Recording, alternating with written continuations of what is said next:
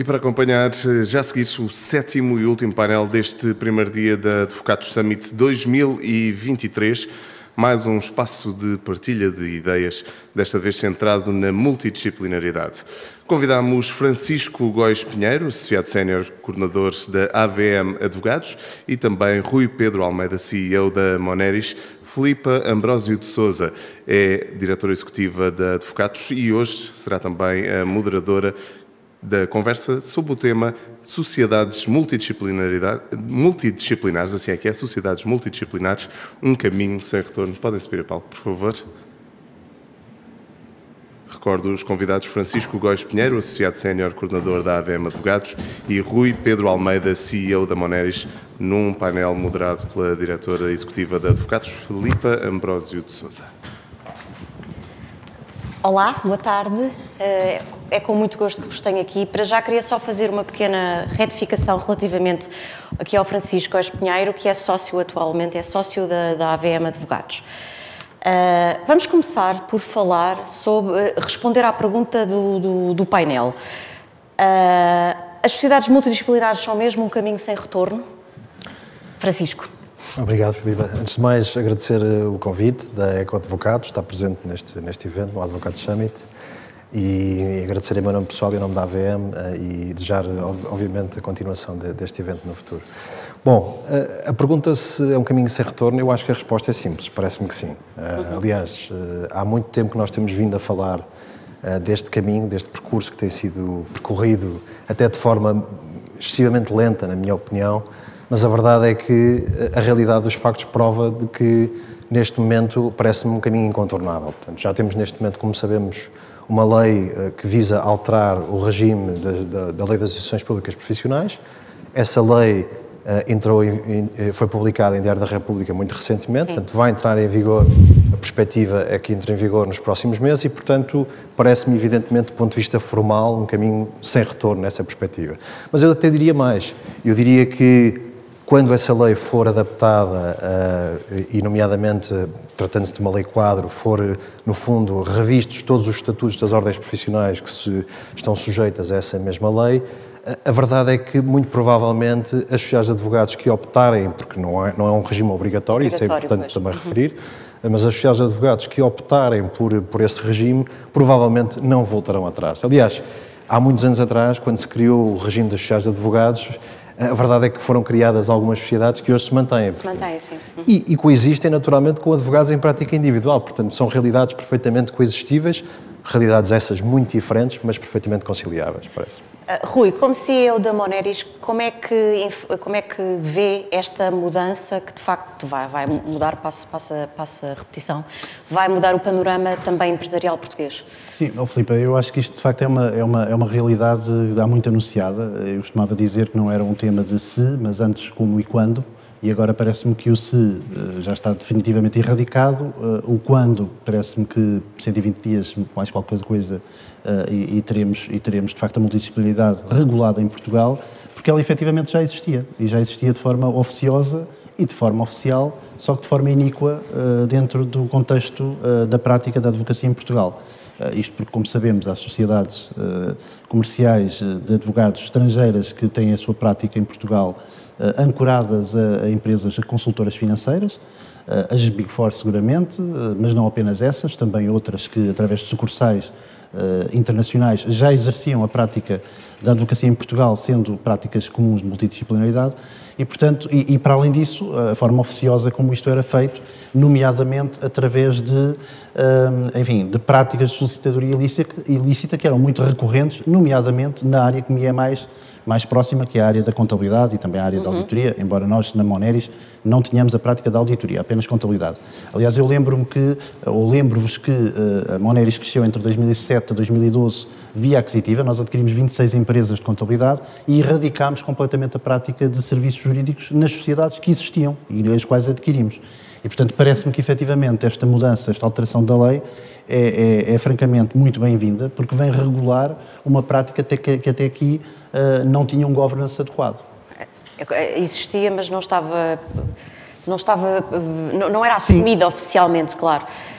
Francisco, na perspectiva de um sócio de um escritório com uma dimensão considerável, Porquê que acha que houve tanta resistência por parte de Portugal para que isto, porque no fundo havia aqui uma concorrência desleal, não é? Porque, como o Rui bem disse, nos outros países da Europa havia muitos países da Europa que funcionavam assim. Porquê que acha que houve resistência? Acha que tem a ver com o corporativismo da Ordem dos Advogados, o próprio poder político com medo? O que é que acha que aconteceu? Bom, eu acho que o Rui pôs o dedo na ferida e o dedo na ferida acho que tem que ser colocado, precisamente, porque, na verdade, todos nós sabíamos daquilo que acontecia na prática, mas, na verdade, todos, ou alguns, ignoravam essa realidade e ocultavam essa realidade com o receio de que a multidisciplinariedade poderia vir aqui a retirar trabalho a alguns advogados, etc. Podia ser assim um bicho-papão que viria aqui a amedrontar e mexer as águas na profissão. Bom, a verdade é que, perante todos estes medos, não sei se isso contribuiu ou não, mas a verdade é que a Ordem dos Advogados, a quem lhe competia, a meu ver, o papel de ser o impulsionador da adoção deste regime de uma forma correta, desde o início, sempre procurou fugir das suas responsabilidades, e as palavras têm que ser ditas. A Ordem sempre manifestou-se contrária ao regime da multidisciplinaridade, salvo raras exceções, mas a verdade é que havia um conjunto de advogados alargado que já defendia a introdução deste regime há muito tempo. Evidentemente, a Ordem refugiava-se na questão da competência legislativa da Assembleia da República, mas a verdade é que quando foram criadas condições para se poder aprovar uma lei no sentido dessa alteração e dessa acomodação, a Ordem também eximiu-se da sua responsabilidade e disse que, bom, quando eu tiver que me pronunciarei. E depois chegamos ao ridículo da lei entrar em vigor e já ter sido publicada e de a própria Ordem se defender a dizer que o prazo que o Governo lhe deu para se pronunciar é demasiado curto. Quer dizer, só até dia 24 de abril. Isto é um nonsense total. Só pegando então nesse raciocínio, a comissão que foi criada pela bastonária da Ordem dos Advogados, liderada pelo antigo bastonário Guilherme Figueiredo, o que é que espera desta comissão? Bom, acha que tem tempo? Acha que eles têm tempo? A comissão, desde logo, é preciso dizê-lo, é composta por excelentes profissionais de reconhecida competência, né? Ninguém põe em causa a bondade e o mérito da comissão. O problema da Comissão é que está, digamos assim, ferida, não direi de morte, mas gravemente ferida, porque foi-lhe dado um prazo perfeitamente absurdo para conseguir reunir os contributos de todos os colegas. Aliás, há pouco tempo tive a ver isso, existe até um e-mail geral colocado, disponível para receber as propostas dos advogados. Precisamente. Eu arriscar-me a dizer que os contributos serão praticamente ínfimos, para não dizer que não existirão, e, portanto, caberá à Comissão ter que fazer um trabalho de forma apressada, e a pressa normalmente é inimiga de um trabalho com rigor e com qualidade. Portanto, eu volto aqui a repetir, sem querer insistir neste ponto excessivamente, mas a verdade é que se a Ordem tivesse pegado neste assunto desde o início de forma rigorosa e transversal, poderia ter feito um trabalho, na minha opinião... Enterrou a cabeça na areia e não quis pensar sobre o assunto, muito não é? Provavelmente, sim. Também se calhar por questões eleitorais, não é? Estávamos numa fase em que, entretanto, vinham eleições. Pois. Eleições para a Ordem. Rui, de que forma é que acha que este regime, quando for implementado, que, como disse, está quase, pode impactar no exercício da advocacia, ou seja, a nível das sociedades, a nível da prática individual? Vamos ver efetivamente mudanças no terreno? Enormemente, espero que sim, porque efetivamente a negação, o negacionismo desta evolução, que é normal, que é natural e que já tinha sido feita em todos os países da Europa, eu recordo que entre as 40 maiores sociedades de advogados do mundo, 4 estão lá das Big Four. Portanto, isto não é uma realidade nova, é uma realidade que nós, de facto, ficamos aqui numa espécie de orgulhosamente sós, reativamente a tentar enxutar esta evolução, que é absolutamente necessária, nomeadamente, e olhando de fora, porque não sou advogado, é muito necessária à própria competitividade das sociedades de advogados. Particularmente, traria aqui dois temas muito críticos. Um deles, a dimensão da transformação digital, que tem que entrar pelas sociedades de advogados adentro. Aliás, a Moneris, se me é permitida a publicidade, vai ter muito em breve aqui um painel também a falar sobre Legal Tech, onde vamos justamente falar desta dimensão, deste tema dentro da atividade jurídica, e, por outro lado, a necessidade de investimento que existe nas sociedades e que o atual regime fiscal, e provavelmente falaremos disso mais à frente, não permite, castra completamente a capacidade das sociedades de advogados fazerem o refueling da sua própria atividade e fazer reinvestimento e investimento em tornarem-se competitivas quando endereçam não só ao mercado nacional e em concorrência com outros que já o podem fazer, mas também quando se tentam abalançar para outros mercados, e nomeadamente os os mercados de maior afinidade portugueses, não é? Não é por acaso que nós vemos entre as maiores sociedades europeias, não vemos lá uma única sociedade portuguesa. Não vemos de todo. Não há expressão de sociedades portuguesas. Porque, efetivamente, o nosso regime fiscal e a forma como está regulada a atividade não permite que elas se empresarializem naquilo que é positivo na atividade, sem pôr em causa, e poderemos discutir isso naturalmente,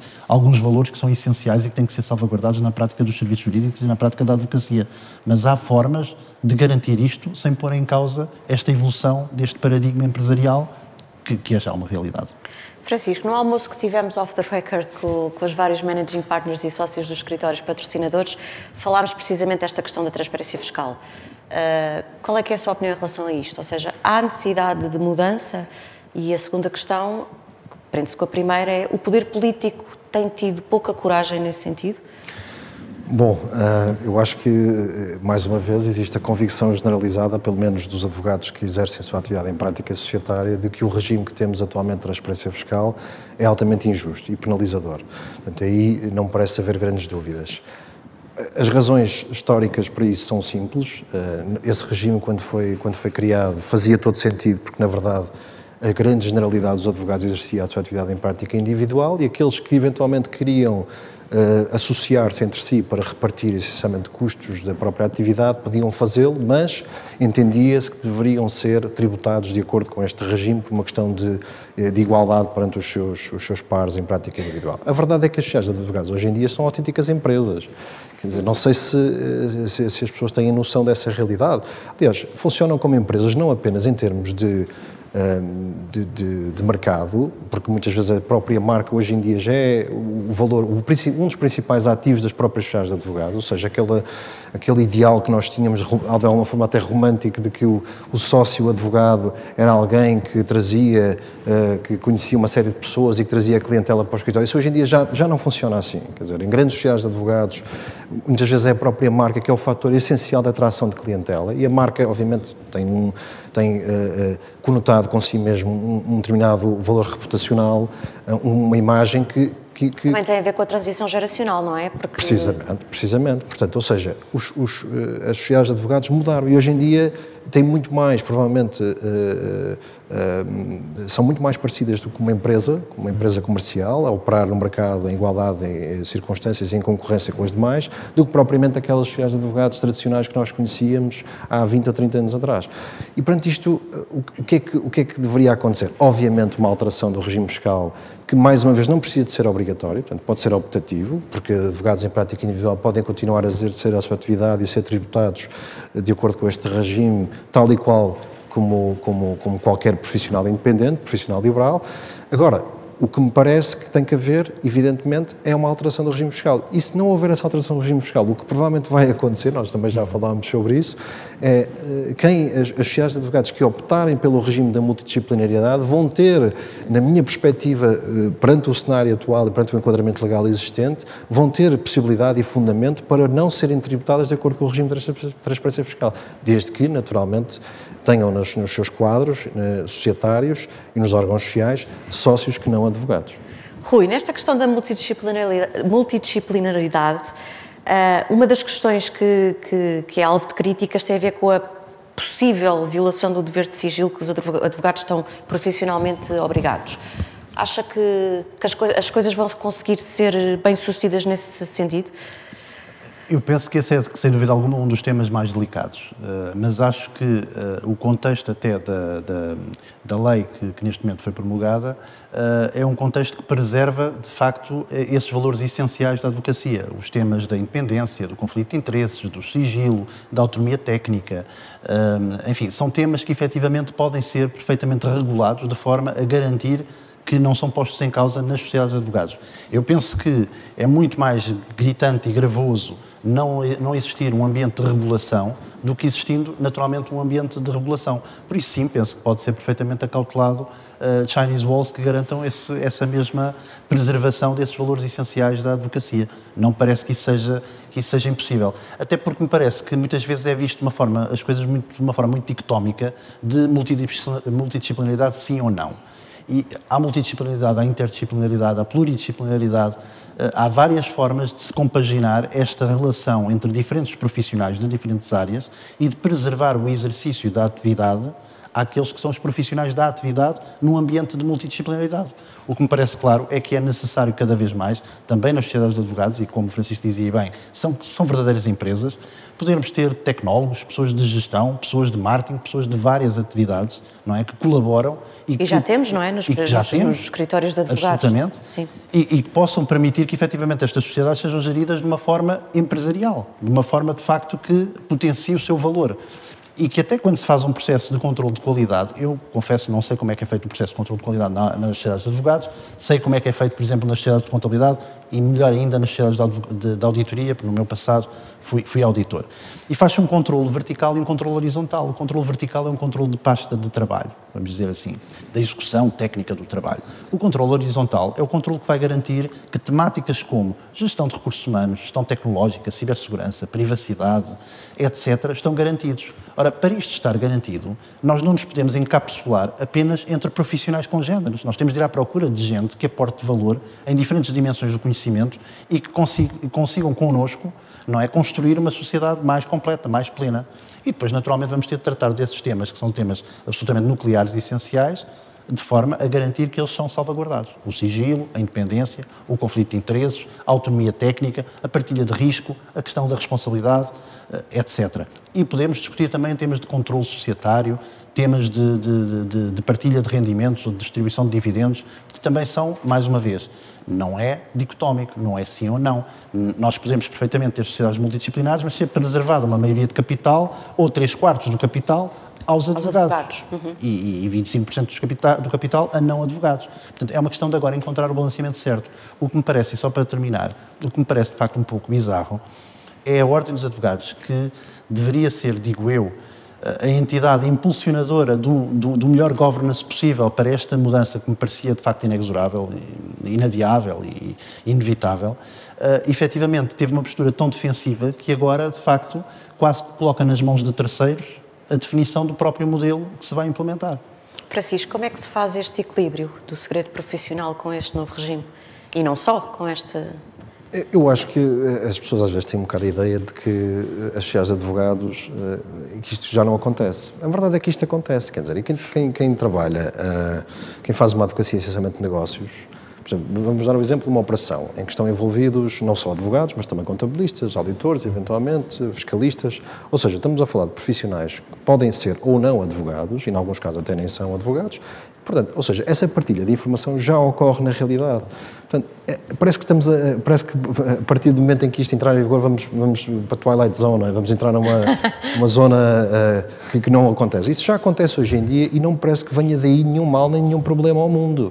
Ou seja, nós advogados evidentemente estamos sujeitos a sigilo profissional, outros profissionais também estão sujeitos a sigilo por imposição legal. E, além disso, eu queria recordar que os próprios escritórios de advogados têm a obrigação de garantir que o sigilo não se restringe apenas aos advogados, mas aos profissionais também que já estão a exercer a sua atividade nos escritórios de advogados. Isso está previsto nos estatutos.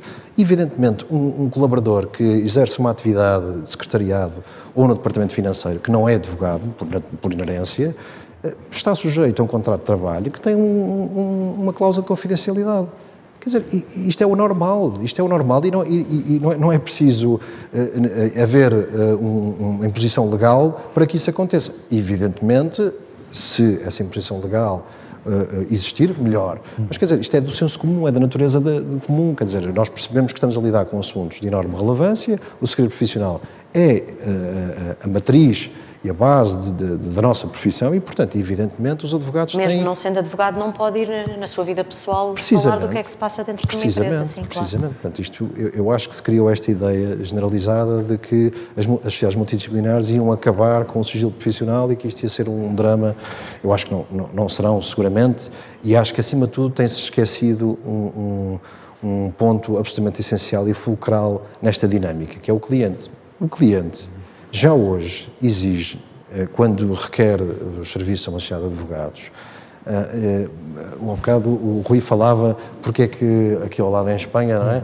E na Europa as Big Four já estão lá em cima no topo da faturação. A razão é simples, porque oferecem um serviço integrado, holístico. O cliente agradece, evidentemente, o cliente, se puder depositar no mesmo prestador de serviços, mesmo prestador de serviços de auditoria, de contabilidade, sejam eles possíveis de coexistir, evidentemente, e jurídicos, melhor ainda, como é óbvio.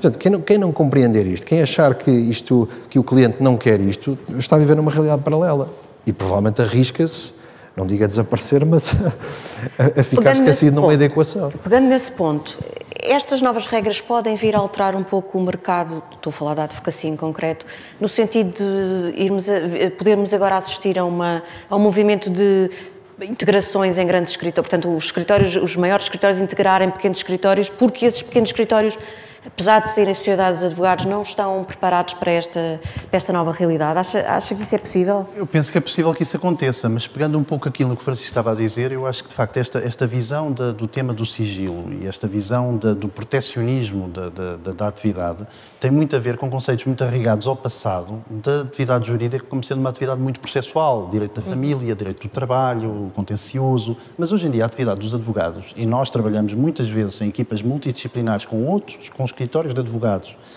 que aportam competências no exercício do nosso trabalho e dos nossos projetos, nomeadamente em áreas como o M&A, temas de regulatórios, temas de compliance, whistleblowing, temas de privacidade e proteção de dados.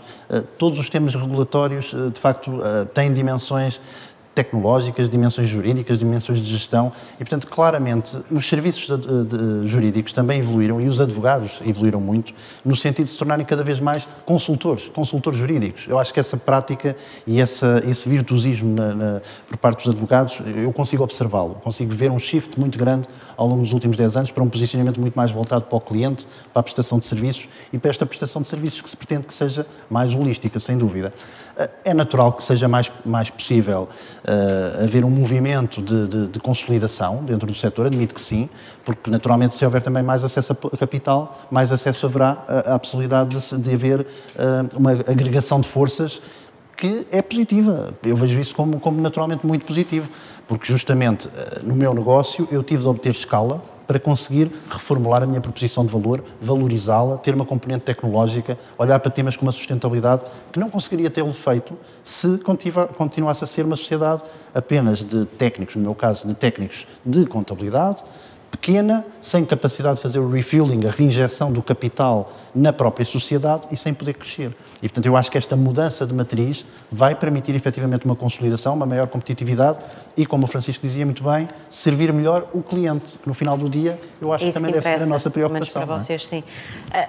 Nós estamos numa realidade em que a maioria já é uma coisa que acontece, acho que desde sempre, desde que somos um país democrático, a maioria dos deputados são advogados.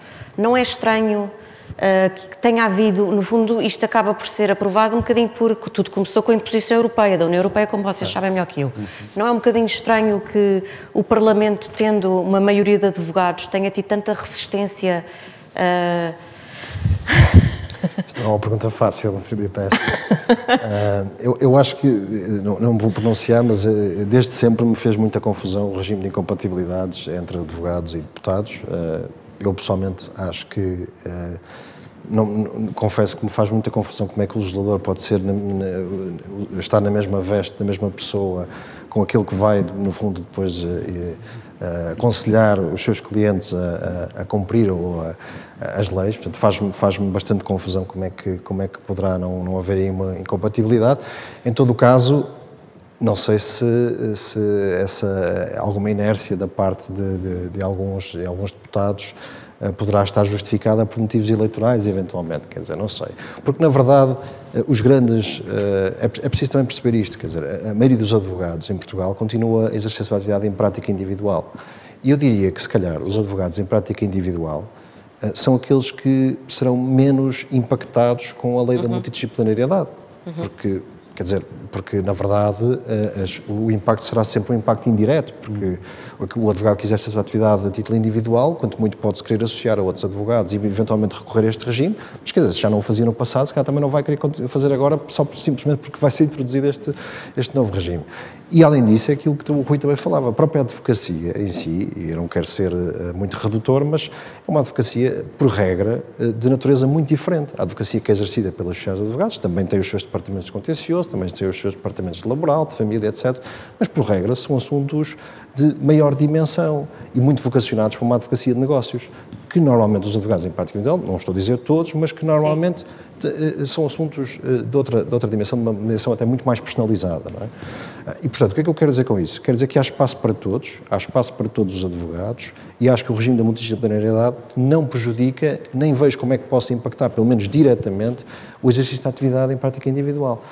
Podemos depois discutir se estes fenómenos de integração, sejam eles verticais, horizontais, poderão ou não, eventualmente, ter algum impacto no próprio mercado. Eu acho que eles vão acontecer, mas vão acontecer também, seguramente, com naturalidade. Quer dizer, não, até porque, se calhar, vão acontecer até uma lógica de clarificação do próprio mercado. Do próprio mercado, claro. Que era aquilo que não existiu durante uma série de tempo e que isso sim me parecia extremamente prejudicial.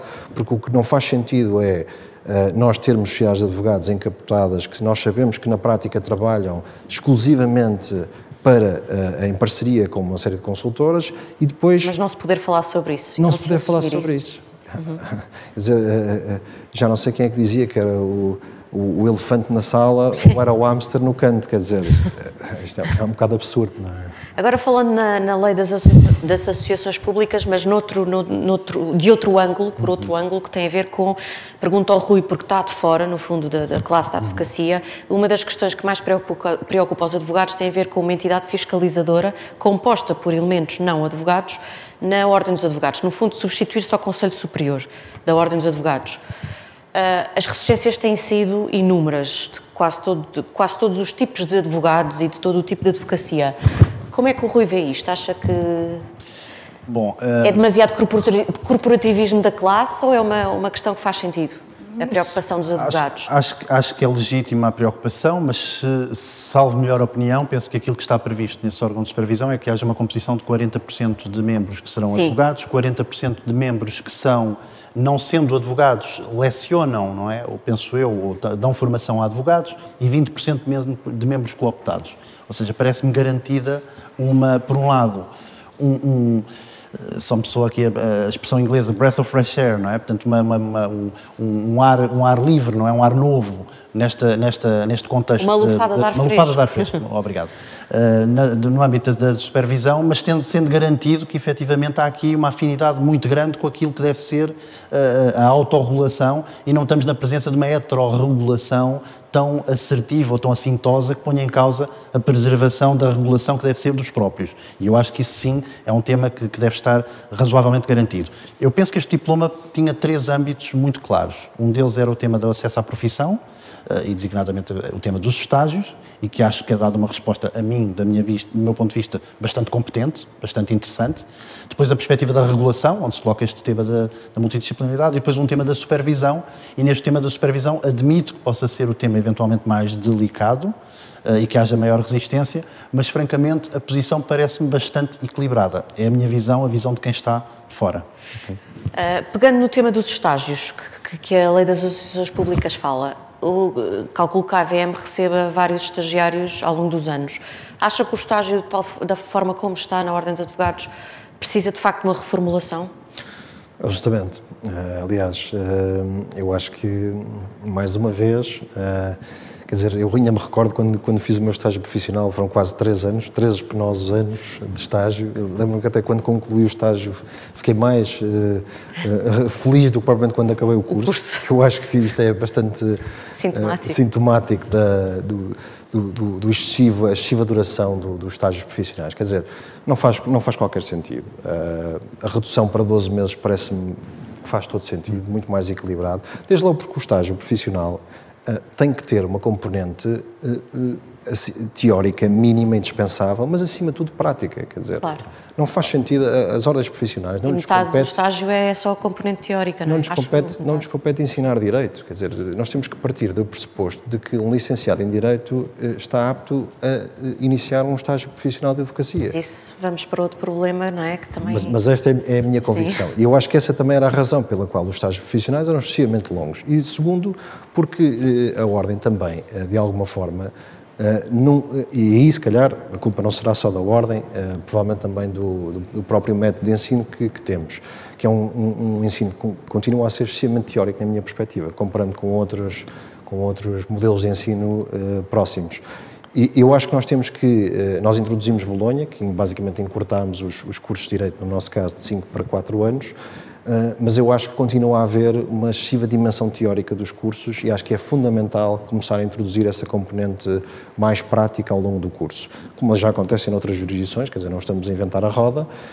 Porquê? Porque simplesmente o que acontece é, quando, eu já defendi isso também, o que acontece é que muitos licenciados em Direito acabam por escolher esta profissão, a advocacia, atenção, com total liberdade de escolha para esse efeito, mas depois cria um conjunto de problemas que a própria Ordem depois quer tentar ser ela a regulamentar e a corrigir, nomeadamente criando barreiras no acesso à profissão, nomeadamente tendo estágios profissionais excessivamente longos, nomeadamente obrigando a ter uma componente teórica que não faz qualquer sentido. Quer dizer, dessa componente teórica, se calhar a única que vai restar com base nestas alterações legislativas é deontologia e pouco mais. Quer dizer, a Ordem ensina processo civil e processo penal. Para isso já mas o problema não terá começado precisamente com Bolonha e com a proliferação de cursos de Direito? Eu acho que sim, acho que não ajudou, mas houve essencialmente também uma incapacidade de perceber que era preciso tratar desse problema não criando barreiras efetivas, mas tentando ser parte da solução e não do problema, porque na verdade o que nós vimos foram, e não é preciso ressuscitar aqui o mandato do bastonário Marinho Pinto, onde isso foi muito problematizado, como sabemos, mas a verdade é que a Ordem competia-lhe ajudar a encontrar soluções e não criar barreiras. E, aliás, toda esta legislação que tem sido aprovada, que decorre, como a Filipe referiu e bem, de uma diretiva comunitária, portanto, de recomendações da OCDE e do caderno de encargos da Troika, e entre outros cadernos de encargos, que nós temos que obedecer por força das circunstâncias, mas a verdade é que todos eles são unânimes, que a lógica é eliminar as barreiras no acesso à profissão. Ou seja, a tendência é liberalizar e flexibilizar o acesso à profissão. Portanto, evidentemente, um estágio de 12 meses, para mim, parece-me mais do que suficiente para garantir isso. No caso da Ordem dos Médicos ainda é pior, não é? Porque ainda tem estágios bem mais complicados e depois, agora com esta, vão ter ali uma trabalheira para conseguir mudar os estatutos. Rui, em relação aos estágios, também numa perspectiva vista mais de fora, uma perspectiva mais fora à profissão, a maioria da advocacia não tem estágios remunerados. Aliás, uma das coisas que um dos candidatos a bastonário defendia, o Paulo Valério, era precisamente a remuneração de estágios, que foi muito mal recebido pelos outros candidatos, alguns, pelo menos, se bem me recordo, por outros candidatos. Acha que, de facto, porque no fundo há uma maioria, acho eu, há muitas profissões, a maioria que são remunerados os estágios. Não sei se é a maioria, mas pronto. Acha que a advocacia também, para ter mais qualidade e ser mais apetecível, no fundo, atualmente, deveria passar também para isso? Estágios remunerados? Eu acho que só faz sentido que os estágios não sejam remunerados se os estágios de facto tiverem uma componente formativa. A partir do momento em que os estágios passam a ter uma componente de trabalho, e seguramente que em 3 anos tem uma componente muito forte de trabalho, acho que faz todo o sentido que os estágios sejam remunerados. Aliás, eu posso lhe dizer que nós recebemos, na minha empresa, recebemos muitos estagiários. Quando são estagiários no âmbito de um curso, de uma licenciatura, e que o estágio é obrigatório, são as próprias universidades que nos impedem de pagar esse estágio. Portanto, nós normalmente o que pagamos é o subsídio de almoço, qualquer coisa assim do género, porque não é possível fazer de outra forma. Não é? Chamado. Mas não nos passa pela cabeça não pagar nada aos estagiários, sejam os quais forem. Porque, efetivamente, assim que um estagiário entra numa empresa, ok, está a aprender, mas também está a prestar um serviço, também está a trabalhar. Portanto, não me parece de todo adequado que se esteja a ter um estagiário sem lhe dar uma concomitante remuneração. Portanto, isso parece-me que é um tema. O que é extraordinário é que estamos a assistir a temáticas de alteração profunda na profissão por temáticas ou por dimensões economicistas puras. É a economia e é os 2,4 mil milhões de euros que estão pendurados no PRR que vão condicionar a aprovação deste diploma, que já está... Enfim, já desde o tempo da Troika, não é? Que está na forja, não é? Como já falámos aqui, a Comissão Europeia, a OCDE, a Autoridade da Concorrência também já pediu um parecer à OCDE, portanto já toda a gente se pronunciou favoravelmente relativamente a este caminho, mas vai ser agora uma tranche financeira que vai levar a que nós aceleremos o passo finalmente, não é? Também um dos busilis da temática ou da discussão tem a ver com uma componente de natureza financeira, nomeadamente no que diz respeito aos estágios. E, portanto, parece-me que é, de facto, algo peculiar que sejam as temáticas financeiras que também vão resolver o tema da transparência fiscal, que é um tema que também se discute há décadas, não é? Provavelmente. E, portanto, é algo paradoxal, mas é o que temos, não é? É o que temos. Eu acho que às vezes falta mundo e falta qualidade, se me permitem, na discussão. Falta mundo e falta qualidade, porque basta olhar para fora... É um mundo muito fechado, não é? Basta olhar para fora para perceber que isto quer dizer... Isto sempre a bater na mesma tecla, não é? Não precisava de ser agora uma corrida de sprint, não é? Podíamos ter feito calmamente uma caminhada com bastante mais coerência e mais calma e tranquilidade, e agora parece que estamos a apressar tudo e a atamancar tudo. Mas às vezes tem mesmo de ser assim, porque senão não acontece. Francisco, faço-lhe uma última pergunta, que já estamos mesmo dentro quase no tempo dos descontos. Queria lhe perguntar uma coisa, uma pergunta mais jurídica, digamos assim. Em relação à constitucionalidade que foi decidida pelo Tribunal Constitucional depois do envio do Presidente Marcelo para lá, para avaliar, foi um pouco surpresa a decisão. Como é que interpreta politicamente esta decisão do Tribunal Constitucional? Bom, o Tribunal Constitucional desde logo a decisão foi unânime. Portanto, sim, exatamente, sim. Não houve sequer votos de vencido, não houve declarações com reservas, portanto, na verdade, os juízes do Tribunal Constitucional pronunciaram-se por unanimidade no sentido da constitucionalidade do diploma. Eu acho que essas expectativas, se calhar, aí está, uma vez mais, eram expectativas provavelmente pouco sustentadas em termos jurídicos, porque, na verdade, o Tribunal Constitucional, mesmo nas questões mais sensíveis, e o Rui já as referiu, nomeadamente o facto de haver no órgão disciplinar a possibilidade de nomeação de membros que não são advogados, portanto, membros de outras profissões. O Tribunal Constitucional foi unânime ao considerar que isso, pelo contrário, até poderia garantir uma maior neutralidade e uma maior independência no exercício dessa atividade disciplinar. Que para nós, advogados, isto pode causar, de facto, estranheza e até alguma perplexidade. Mas a verdade é que, e pegando as palavras da Filipa, nós, se calhar, temos cometido este erro já de algum tempo de nos fecharmos demasiado em nós próprios. Mas os próprios juízes às vezes também são assim, não é? Ficam muito fechados na sua bolha, por isso é por isso que lhe perguntava, esta decisão foi surpreendente nesse sentido. Eu acho que foi surpreendente, porque se calhar havia um depósito de confiança por parte do Tribunal Constitucional, pelo facto de, evidentemente, poder haver ali algumas normas mais discutíveis do ponto de vista de haver a violação ou não de direitos constitucionais, pelo facto do próprio Presidente da República ter remetido a questão para o Tribunal Constitucional. Sendo constitucionalista que é, não é? Além de Presidente da República. Precisamente. Portanto, ele próprio ter tido dúvidas acerca da constitucionalidade de algumas das normas, mas a verdade é que eu acho que a mensagem não é propriamente uma mensagem política para os advogados, é se calhar uma mensagem acima de tudo... Exatamente, sim. Acho que é uma mensagem acima de tudo da própria lei em si, e que me parece que é uma inevitabilidade e, portanto, está... O melhor é olharmos para a frente e deixar esse corporativismo um pouco de lado. Sim, queria só, Filipe, se me permite, sobre esta questão da remuneração dos estágios, porque já agora faço essa declaração de interesses, que eu também integrei a lista do Paulo Valério e também acompanhei as críticas que lhe foram apontadas a essa obrigatoriedade da remuneração dos estágios e, portanto, sinto-me na obrigação também de referir este ponto. Que é, isto é uma questão que nem deveria estar a ser discutida no século XXI. Remuneração dos estágios, quer dizer, é algo que é completamente absurdo, quer dizer, é evidente que tem que haver, que os estágios têm que ser remunerados. A questão é saber, e o argumento que era muito utilizado pelos adversários do Paulo Valério, era de que se a remuneração fosse obrigatória, isso iria condicionar o próprio acesso de estágios e a própria promoção de estágios aos recém-advogados. E isso é um argumento, perdoem-me a expressão, mas é completamente absurdo e ridículo, quer dizer, não vamos remunerar os advogados com medo de eles não terem acesso à profissão.